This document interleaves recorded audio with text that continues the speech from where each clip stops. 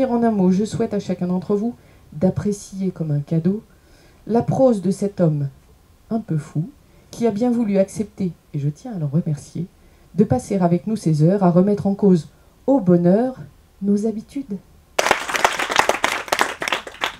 Donc j'ai pas d'histoire à succès pour me présenter, donc je vais vous raconter mon meilleur échec, hein, puisque c'est la seule chose que je peux faire.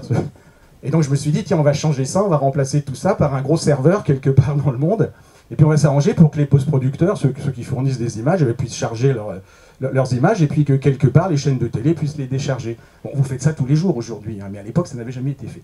Alors pour ceux qui ont été formés à la gestion de projet, à la gestion du changement, dans les temps, dans les specs, dans les budgets, yes! Succès! Première leçon, première heure, premier jour. Donc je me suis senti assez fier de moi, parce que j'y croyais à ces bêtises. Le problème, je vais vous dire, j'en ai jamais vendu un seul. Jamais. Jamais.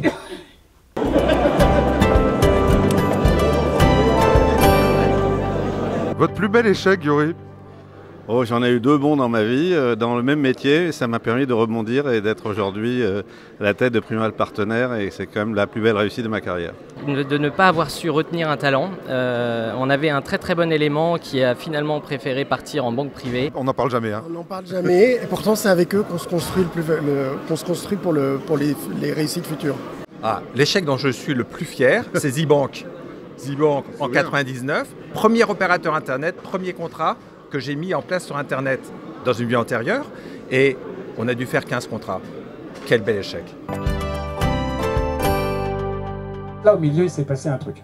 On est passé d'un monde dans lequel on avait le temps d'apprendre, et on se lève un matin dans un monde qui change plus vite que notre capacité d'apprentissage.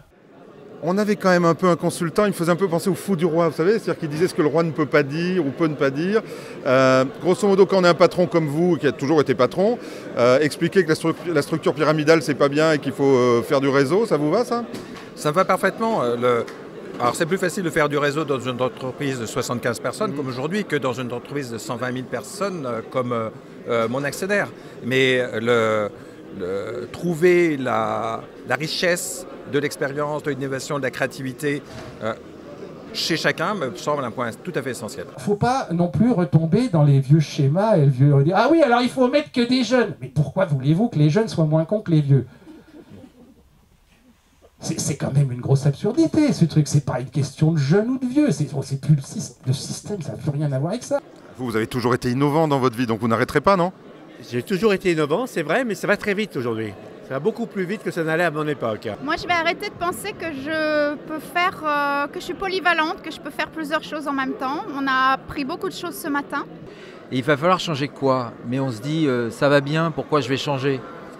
Alors j'ai un président qui me disait que c'est parce que tout va bien justement qu'il faut changer. Dans le changement, je crois que c'est plus aujourd'hui le recrutement d'aptitudes plutôt que d'accumuler des connaissances. Oui, il faut changer un truc. Il y a des réunions internes, comme chez tout le monde, qui servent à rien. Et je pense que typiquement, alors ça va pas être très sexy pour les CGP, mais le fait effectivement qu'on change en interne, ils vont le voir dans un second temps. Mais on va arrêter des réunions qui servent à rien.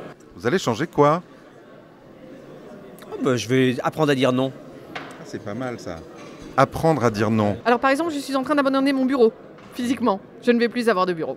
Vous allez rester chez vous? Non, je vais travailler sur différents thèmes. Effectivement, il faut bouger, il faut changer, il ne faut pas rester dans des systèmes pyramidaux, notamment quand ça avance beaucoup. Finalement, on ne change pas les hommes, mais on peut changer leur contexte, le contexte dans lequel ils vivent. Et donc l'idée d'un leader qui veut faire avancer l'innovation, c'est de changer un contexte. Parce qu'un des problèmes des cadres d'un certain âge, c'est pas d'apprendre des choses nouvelles, ils ont démontré qu'ils savaient apprendre. C'est de désapprendre, c'est-à-dire comment faire le ménage avec les vieilles pensées, les vieux schémas de pensée, etc. Donc ça fait partie du jeu. Et puis le deuxième, c'est de créer un contexte pour que les choses arrivent. Donc en gros, le message ce matin, c'était penser différemment et arrêter de penser que vous pouvez changer les gens, changer le contexte dans lequel ils opèrent.